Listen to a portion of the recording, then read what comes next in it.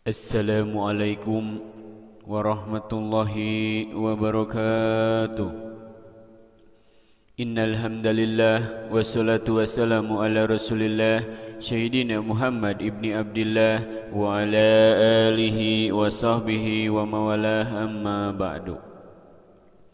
Hadirin anu dipika hormat anu insyaallah ku Allah dimuliakeun, oge teh hilap ka bapak-bapak, ibu-ibu, warga sadaya anu ku peribados dipika hormat anu insyaallah ku Allah dimuliakeun. Puji miwa syukur urang sanggakeun ka Allah Subhanahu wa taala anu alhamdulillah kalayan takdir timantena urang sadaya tiasa riung mung pulung patepung leuweung patepang wajah dina tempat anu ieu barokah. Anu mudah-mudahan ieu reungan teh singajantenkeun hiji wasilah ngengengkeun syafaatul udma dina poe kiamah, amin ya Allah ya rabbal alamin.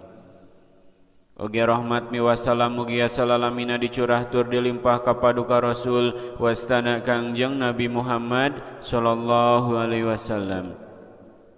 Teu hilap ka para keluargana, sahabatna, tabi'ina, oge mudah-mudahan eta rahmat teh dugi ka urang sadaya, amin ya Allah ya rabbal alamin. Hadirin anu dipika hormat, dina deungeut ayeuna urang ngabahas tentang syarat wajib puasa. Jadi wajib puasa teh ka jalma nu kumaha wae. Dina fikih dijelaskeun yen sanyana syarat wajib puasa eta aya 5. Di antawisna nomor kahiji nyaeta Islam. Sok sanajan Islamna baheula atawa pernah Islam. Termasuk anu murtad. Sabab anu murtad ge diparentahkeun sarua kos orang Islam da manehanana baheula Islam. Terus kumaha atuh anu Islamna KTP? Dina KTP we hungkul ibadah tara, salat tara, eta sarua wajib puasa, meunang kewajiban puasa da Islam keneh.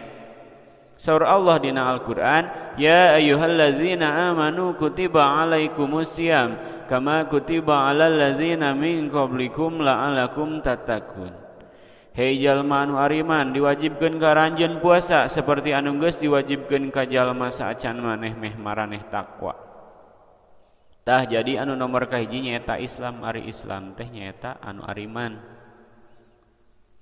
Syarat wajib puasa anu kadua nyaeta taklif mukallaf, nyaeta jalma anu terbebani hukum seperti anu tos baleg jeung berakal. Jadi teu wajib puasa budak leutik keneh. Mata kula dicarekan lamun teu kuateun puasa. Umur tamyiz budak sekitar 7 tahun. Tah eta kudu geus mulai belajar, kolot geus kudu nitah.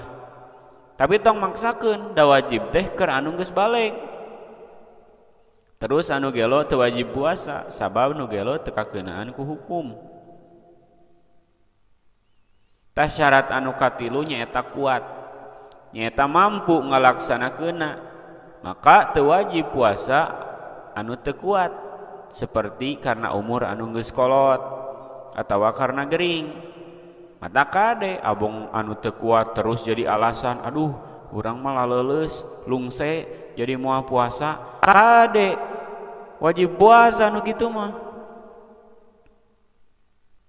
Syarat anu kaopat nyaeta sehat atawa cager. Maka teu wajib puasa ka jalma nu gering. Bae teu puasa dengan niat ruksoh, dispensasi keringanan. Lamun geringna ngabahayakeun, seperti lamun puasa bakal leuwih parah geringna, terus kudu nginum obat. Anger kudu ngodoan kena. Syarat anu kalima nyaeta mukim. Maka teu wajib puasa jalma anu keur perjalanan jauh. Syarat perjalanan sarua kos syarat jalma qosor salat, kira-kira 81 kilometer. Tapi angger kudu dikodoan. Saur Allah dina Al-Qur'an, "Faman kana minkum maridan aw ala safarin fa iddatum min ayamin ukhar." Maka barang siapa di antara kamu sakit atau dalam perjalanan lalu tidak berpuasa, maka wajib mengganti sebanyak hari yang dia tidak berpuasa itu pada hari-hari yang lain. Gitu dah disimpulkan Jadi syarat wajib puasa eta aya 5. Nu kahiji nyaeta Islam. Anu kadua nyaeta taklif mukallaf, jalma anu terbebani hukum seperti anu geus baleg tawa berakal. Nu katilu nyaeta kuat. Nu kaopat sehat atawa cager. Nu kalima nyaeta mukim. Tah mudah-mudahan urang sadaya lebih sumanget puasana serta dipasihan kakiatan dina ngajalankeunna, amin ya Allah ya rabbal alamin. Hadirin anu dipika hormat muasir anu dicarios, mudah-mudahan aya manfaatna ti simkuring dialap cekap. Wassalamualaikum warahmatullahi wabarakatuh.